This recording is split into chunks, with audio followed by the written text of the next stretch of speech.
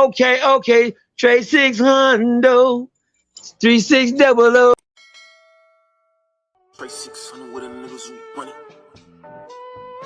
Yeah, yeah, yeah, yeah, yeah, yeah.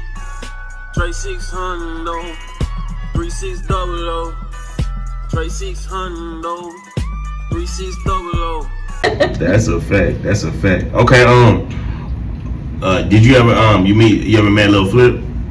Met Flip. I actually ended up going out to Jaime's house. Jaime is a producer that's in Houston, and you know, he made like a lot of tracks for a lot of people, and we went out there, and that's when Flip was still in high school, so he came through one day, and they was working on this So South album. They had like Cliche, like What's Up Cliche, me and Cliche still talk, and you know, Flip came through, and he was just a high school kid then, so he came in with his backpack, went and sat in the corner, and was just writing, you know what I'm saying, and got up and started rapping, and I was like, damn, you know what I'm saying, he can rap, he got something, you know, he did his songs, and rest is history. Yeah, so, it blew up. Yeah. That's crazy. That's crazy. You was able to see him, like, you know what I'm saying, on the come up.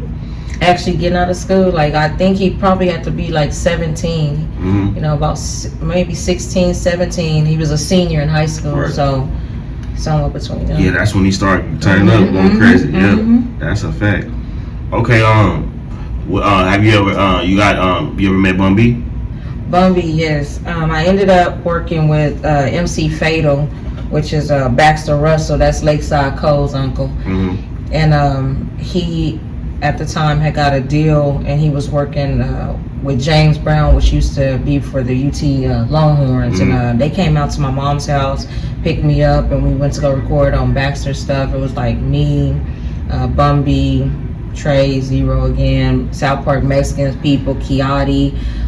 We all went out there, and when they first pulled up to come get me from my mom's house, like when I came out the house, Bun B was just like, dang, the way you rap, I thought you was a big girl, you know what I'm saying? He's just like, nah, he's like, you cute. He said, they gonna try you in the industry, and I was like, what do you mean by that? He's like, yeah, well, you know what I'm saying, people gonna come along, try to act like they don't give you a deal, and they just like lying, they just, you know, they just trying to mash whatever they trying to do, and so he's like, you gonna have it hard, man, you gonna have it hard. So we ended up getting out there to the studio, and at the time I had already done like maybe, I don't want to say like maybe 3 shows that week. I had been up for about like 3 to 4 days, had 8 in like 3 to 4 days, got up there to the studio, and I literally like, we went like hours waiting to record, just waiting to record, and they had us all in like one big room, and you know, they were trying to entertain us, but I was just tired, and I ended up going to the restroom, and like I literally just started crying, like I was having like a whole breakdown, just sleep deprived, hungry, and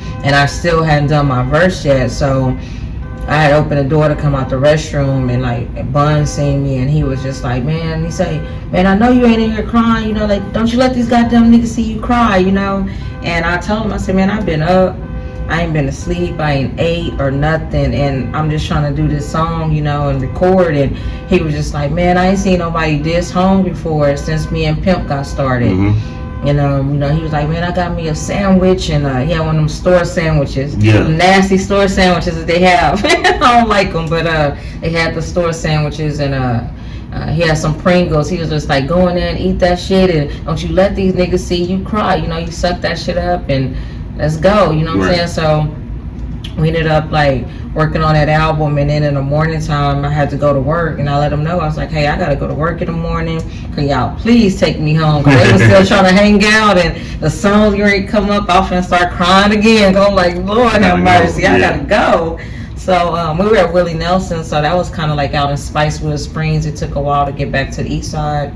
Got back, and he was just like, hey man, you know, keep your head up, how you gonna get to work? I said, man, I gotta get on the bus, you know. And he put something in my hand and was just like, yeah, just stay strong, whatever he said, whoop de whoop. Went on in the house, got ready for work, and looked down at my hand, and he had gave me $100. And it really didn't take number 50 cents to get to work, you know. But, yeah, and that's dope. I always respect him. Like I'll definitely respect him forever. You know what I'm saying?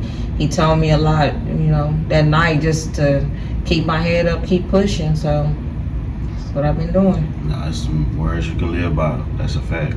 That's definitely a fact. That's crazy, Bun. You know what I'm saying? Like, gay that. That's cool. That's cool. I thought it was $1. I knew it folded, you know, and I'm like, I know it's 50 cents to get on the bus, but like right before I left out, I opened, it was $100, and so, you know, I was telling my brother and stuff, and I was just like, man, you know, he really didn't have to do that. He could have. Everybody else was ignoring me. They didn't care if I was crying or not. You know, they didn't care, but he really, like, I guess, seen the hunger, and I was the only female. Like, a lot of times I was always the only female in this situation. Most of the time, it wasn't that many of us back then, so I respect that about him. Oh yeah. No. Trey 600, hey, this the drop right here. If you ain't with it, you getting dropped, baby. Get with it before you get left behind, baby. Yes, sir. Hey, shout out my boy Trey 600. You gonna have an interview with us? Yes, sir. Let's get it. Yo, what's that? It's your big guy, Gorilla Zoe. I'm here with Trey 600. Yes, sir. Let's go. What's going down, baby? It's Black Smooth the Barber. Behind every legend, it's a great barber. I'm here. Mr. Mike, don't trust you in the building. I ain't got no legend with me right now, except Black Smooth the Barber, but we rocking with Trey 600. And Trey 600! Trey 600! Yeah! Big building, nigga. Trey 600, nigga, in the building, nigga.